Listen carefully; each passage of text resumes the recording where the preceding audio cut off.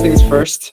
I mean, obviously we know each other because we've spoken already, but for the audience, maybe you could give us a quick intro. Yeah, absolutely. I think there's a couple of similarities in our background and our career as well. We both started our career at Hayes, I think the same year, 2010, the best year of our lives, I'm sure. And we've both kind of been quite global citizens. So, I've been in talent and recruiting for 15 years now. I've worked in the US. I spent some time in the UK and Europe, and I've been here in Hong Kong, working across Asia for the last 7 years. In that period, I've been involved in a machine learning startup, and I've been kind of in and around that, what you might call high tech world for the last 8 years or so, which I'm sure we'll get into. Probably a bit before it was cool. And I think, where I've worked on the agency side. I've done exec search, freelance contract recruiting, contingent, but also I've been in-house, leading talent acquisition functions as well. So I think just my curious nature has probably taken me into a variety of different roles along the way, but always focused on talent, people, recruiting as a whole, I would say. Yeah. Fantastic. Yeah, as we mentioned on our last call, you have a very diverse experience, in-house, agency, RPO. So great to kind of have you on. And the first thing that came to mind actually was that you seem to have a lot of experience in AI. So what kind of transformation do you see in the world of HR and PA? Well, I guess before I get into that, there's two things I should say. One is a confession, and then one is a question, actually, if I may. The first one is, whenever I do things like this, I don't do them a lot, but I do them sometimes. I'm keeping a leaderboard of which conversation can go on the longest before AI is mentioned. So I think, so I think it's okay, because somebody else I spoke to, it was after 2 minutes, but we've got to 6 minutes. So I'll let you know where you finish on the leaderboard at the end of the year. But I guess I had a question for you, actually, because in your world where it's quite exec level work and quite focused, and specifically in Japan as well, I wonder what you've seen and what you've taken from conversations so far as well, just purely out of interest. This is really interesting you ask, because ChatGPT has been with us for about a couple of years now. And when that first launched, the first thing I thought about is, hey, let's take a look at our entire recruitment process. How can we smooth line, and how can we incorporate this technology in making our role easier and us to work faster. But when I have conversations with my friends or hiring managers or companies in general, it's a real mixed bag, right? Because on LinkedIn, if you're just hanging out, every other post is about AI. But the reality is, in Japan, we're still having trouble digitalizing our workflow, right? People are still using a lot of Excel. Some people are using pen and paper to still using fax machines to take orders and whatnot. So AI is actually way above and beyond what they're even thinking about or worried about. And if you mention AI to them, they'll be like, oh, thanks, but no thanks. We're actually pretty happy with our current process. So it's very interesting to see, depending on who you speak to, the reaction. Yeah, and you've touched on something that is on my mind. I'm a big believer in new technology. I grew up in the digital age, just as you did. And I helped launch an AI startup before it was cool in 2016, which I can tell you a bit more about later. And I've always been curious about how do you use technology and new ways of working to improve the systems and the way we do things within recruiting, and often there's these invisible impacts that and downstream effects, right? But I'm also a pragmatist. I come from a military family, so I guess maybe that's where that comes from. And the reality is there's two ways of looking at this. So the first way is there is what people talk about, e.g., what might be possible. And a lot of what you see, you mentioned LinkedIn, so let's say LinkedIn, but there's other mediums as well. A lot of what people talk about is actually what we could do, what is possible, what is theoretically a good idea. And I don't believe their heart is in the wrong place with this, but I think there is a lot of ambition, which is great. But then there's the reality. And I suspect a lot of HR leaders would agree with me here that a lot of their businesses are held together by sellotape and Excel spreadsheets and various other trackers. I've seen it myself. You see it in a lot of companies in Hong Kong where they're using paper still, right? And this isn't a criticism, it's just how it is. So I think there's a bit of a tension between, there's this really interesting new-ish technology, it's actually not that new, that's become very popular recently. And a lot of HR and talent acquisition professionals especially are a bit anxious, like, what does this mean for my job? And am I going to fall behind? And they've maybe got a CEO or a COO saying, what are you doing with AI? It creates a lot of anxiety and uncertainty, but there's a journey to go on. There's a maturity kind of phased approach to getting to where you want to get to. And I'm sure you'll have seen this yourself.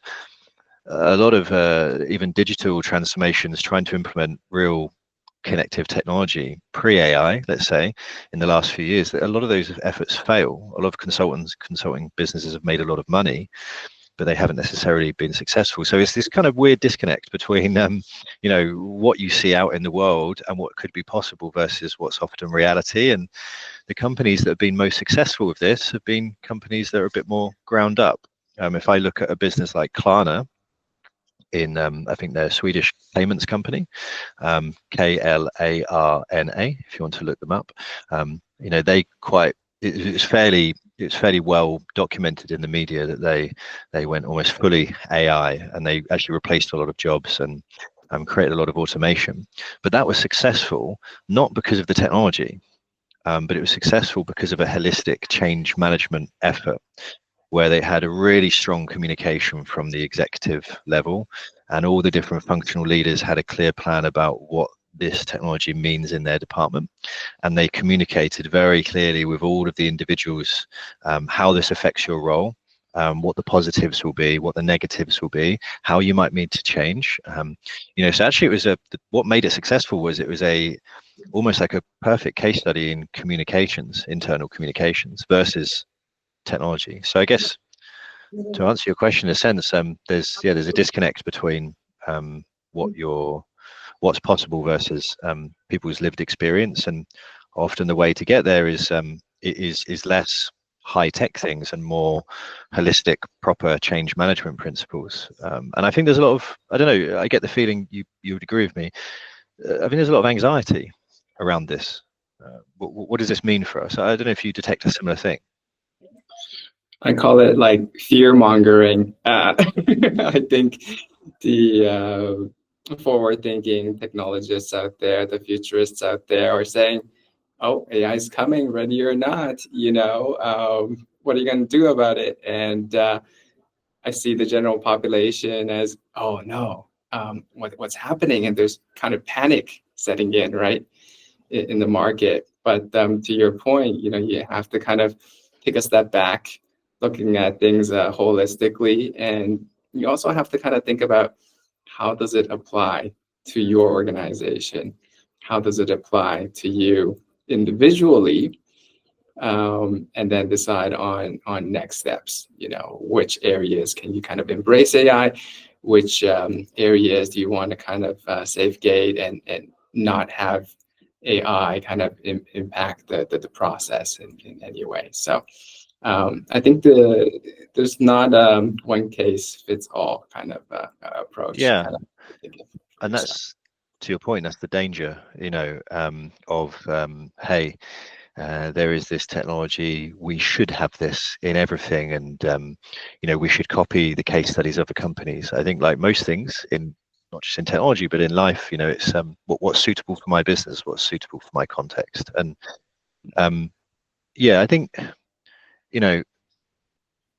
what we'll probably find over the next year or two is this type of technology will be more embedded into the day-to-day tools we use. You look at things like Microsoft, which is obviously quite a widely used platform in the corporate world with their Copilot. I think we'll probably find that most companies will have something like this embedded in what they do versus I do wonder how much companies really need to do anything about this versus just make sure that they've from a technological perspective, it's just about having the right vendor. But actually what they need to do is just figure out what this means for our jobs, what job scopes mean now, and how we apply this technology in the most efficient way. So a lot of people are worried about what do we do with AI? What AI should we bring in? But the reality is most vendors will bring it to you. So instead it should be, how does this impact us? How do we use it most efficiently? And I guess if you look at talent acquisition and recruiting, which is probably where my, the greatest depth of my expertise is, most talent acquisition leaders I speak to, they're thinking, how do we make things we currently do more efficient? So that's one layer, processing CVs, writing job ads, drafting presentations, these kind of things that you might want to make more efficient. That's interesting. That's maybe layer one, but that's probably quite low impact actually. Like it can save you a bit of time, but it might make your workers worse at doing that. It might make your workers worse at writing and putting together job descriptions.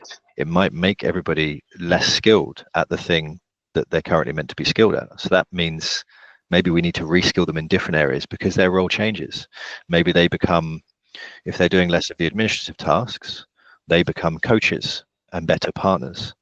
And as you have seen in your own experience in recruiting, there's different types of recruiters, and some are good at some things and some are good at others. So that's one bit. But then there's another layer, which is the layer that I'm quite interested in, which is how do we use this kind of tool to achieve some of the things that a lot of HR circles talk about. So HR circles, you often hear talking about skills-based hiring. I'm sure you hear about this a lot. Proper talent management, reskilling, redeploying people. These are quite popular terms within HR and talent, and they're important. But at the moment, a lot of companies lack some of the data and the ability to analyze and use that data in a meaningful way. And I've seen a case study firsthand where you're able to use a machine learning algorithm that's trained on the historic data of all the people you've hired. And you can maybe start to define what talent actually means to your organization, not someone doing the same job as a competitor. So if I work at EY and I'm a partner, I might think talent is someone at Deloitte, right? Because I know they've done that job before. But actually, it might mean something different to that. And we can look at the historical data of all the people we've hired, their interview scorecards, their work history, how they performed, what were the things they did that made them a good performer in that. We can start to draw different conclusions about what talent means. And that means that recruiters can start to look in different places, adjacent places to make great hires. So it can actually empower a lot of the things HR have been trying to implement in businesses for a few years. It can be used as a way to, in a really data-driven way, drive that change and approach. That's the bit I'm interested in. I went off on a bit of a rabbit hole there, but it's something that really interests me. Yeah, I think this is synonymous to kind of like farming, right? Like back in the day, we need to kind of weed and plant the seeds, and a lot of manual physical labor, and then we had machinery come into play, and now we're driving the tractor, or we're mixing the fertilizer. We no longer need to be doing the physical planting anymore, and this is exactly what's happening. to white collar work. We don't need to kind of be doing the resume formatting or writing the job description. AI can definitely help us with that, but we just need to kind of think about the next level. How do we add value into the process? Skills based hiring is a very, very interesting one, because the way I've kind of seen that prior to AI is, you have to take a very big inventory of all the skills in each and every single job. And this could be a very, very long list.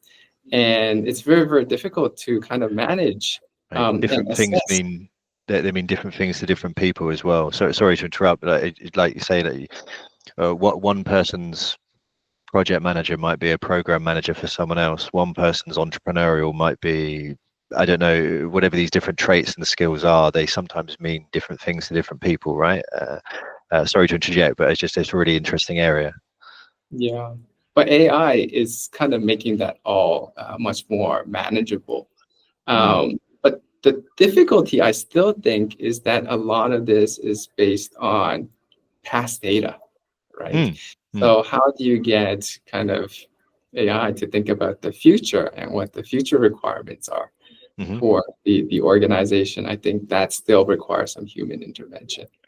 100%. Yeah. And I don't want to go down a rabbit hole in this, but we have to be careful with the term AI even, right? There's many layers to what that means. But I do wonder, and I was going to ask you, like, you're a business leader and you're working in the talent space. I was going to ask you about maybe what you're most excited and most nervous about over the next 5 years, because this ties into what we're talking about. Yeah, I mean, I'm very excited to be able to kind of do things that are different to what I've done in the past. So I have nearly 20 years of experience in recruitment and executive search. And, for the 5, 6 years, when you are focused on maybe the candidate side or the research side, it does get quite mundane. Then I kind of developed my career to look at more senior searches, retained searches, and that kind of helped me grow my career. And 5, 6 years ago, I established Makana Partners, and now it's kind of operating at a more strategic level, managing the team, managing the organizational strategy, creating the culture of the company, trying to streamline the processes, etc. So I think I see kind of my career in these 5, 6 year chunks where my role has really transformed. And with this new technology, I see kind of my role transforming it again. And I need to kind of pivot and help the organization move in a different direction. And what do I mean that per se? I would say like adding value in terms of helping our clients with their employer branding, help them re-engineering their process, supporting them in choosing as well as implementing the technology, whether that be AI or machine learning or something else. So I see those kind of areas where we're going to be able to add value in the future. Yeah.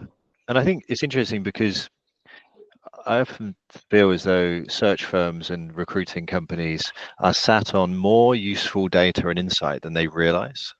You guys often really know, to your point, you mentioned employer branding. I think I saw on your LinkedIn about setting up EVPs, employer value propositions.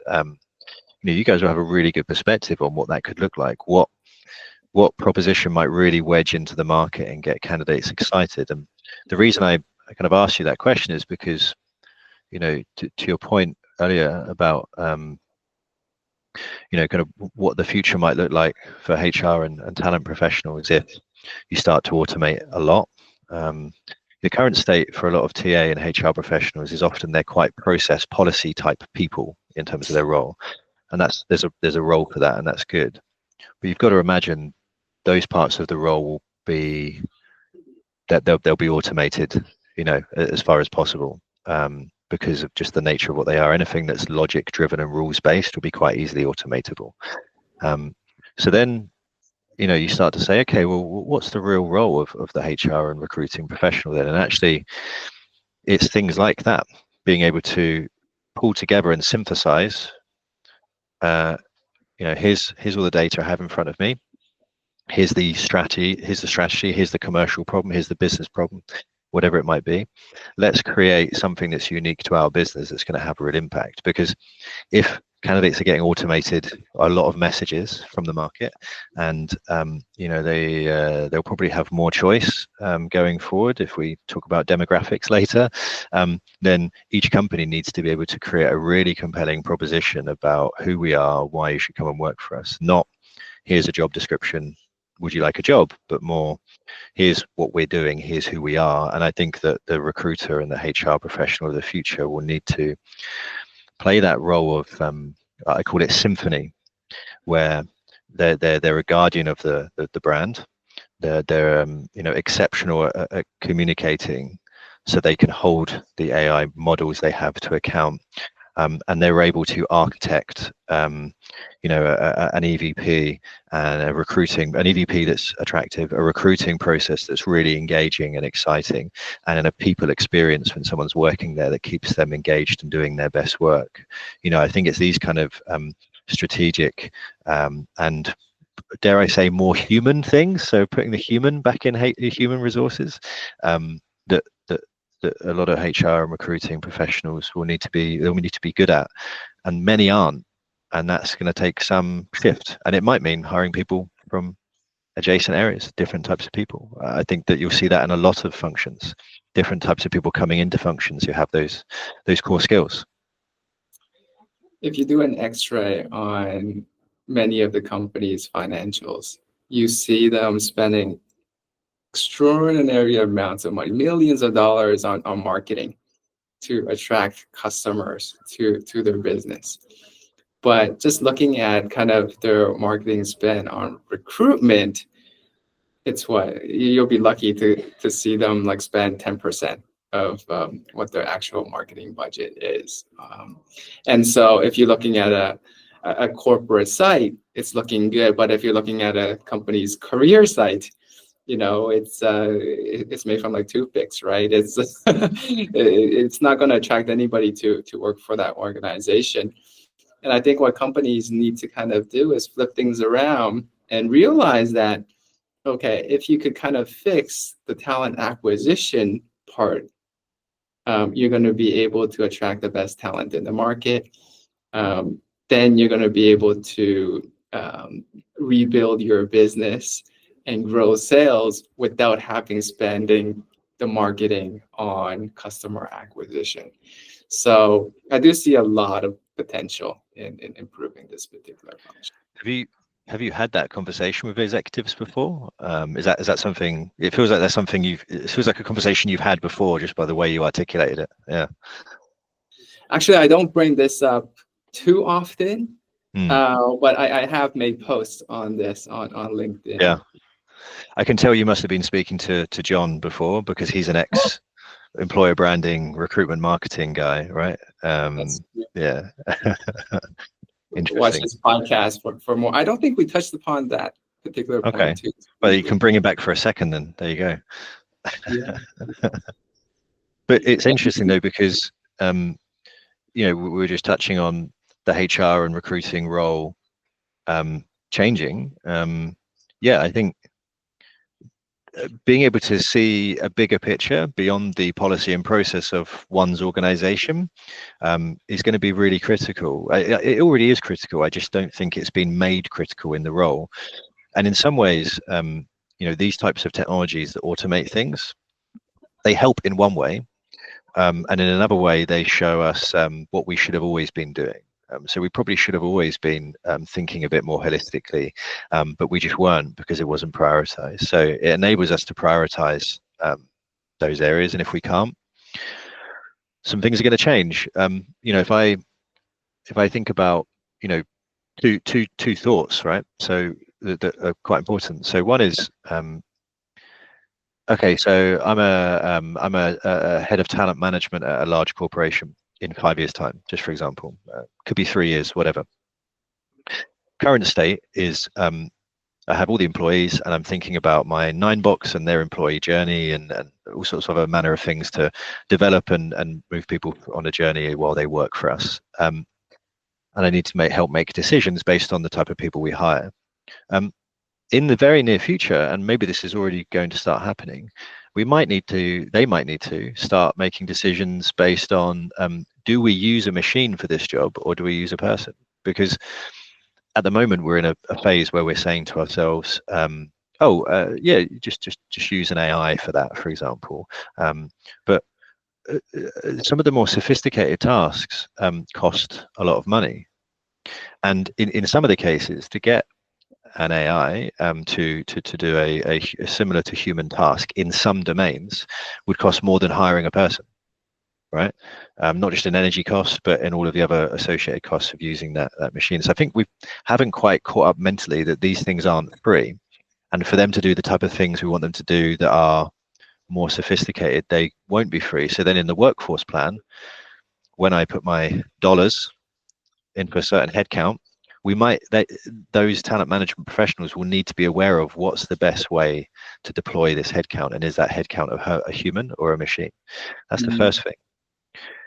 The second thing, though, is demographics, and I think there's not enough talk in HR circles, from what I've seen, around demographics, and something I'm sure you'll be very familiar with in Japan. That's kind of the poster child of a lot of demographic changes, but it's a problem or a challenge for most developed economies. I think it's going to change the fundamental nature and relationship that people have with their work. And I think these are broader topics outside of policy and process that HR and recruiting professionals will need to be fluent in, to be a success, basically. Yeah, a couple of interesting points. I mean, just in Japan, we're losing about 1 million people per year. And so, yeah, losing on one from hand, the working population, right? The total population. Wow. Okay. Yeah. So very low birth rate, and in Japan, I think it's 1.3 or 1.4 at the moment. Yeah. And so, yeah, we're losing 1 million people a year, and there just isn't that much immigration coming in either. And so on one hand, AI is actually going to support that decline in the population. Yeah, so that's one thing to kind of think about. And the other thing that I was thinking about when you were kind of talking about it is, right now, kind of AI is kind of stuck in this digital space. But, with Tesla and some other companies working on robotics, I think it's going to start coming into our physical space as well. And so that might also help mitigate some of the population decline here in Japan. Yeah, robots is probably a bit out of my domain, to be honest. But all of those things you say, and I'm saying no, I don't want to go off into too much of a world where we're speculating, what the future looks like, and sort of go too far with it. But I just think that at the core, what this means for HR and recruiting professionals is the relationship between companies and people and their work is going to change. The availability of talent is going to change, and what talent looks like is going to change, if it's not already. I think if you read most surveys over the last few years around how people make decisions on what job they're going to take, what their drivers are, often flexibility ranks number one above pay, which is almost unheard of, and possibly COVID's had an impact on that. There's a whole load of factors, I'm sure, that impact that. But I think people's relationship with work and what they do is changing, and and there's a lot of factors playing into that. And I just think that there's an opportunity for HR and recruiting professionals just to think a bit broader about how we do what we do, and possibly elevate ourselves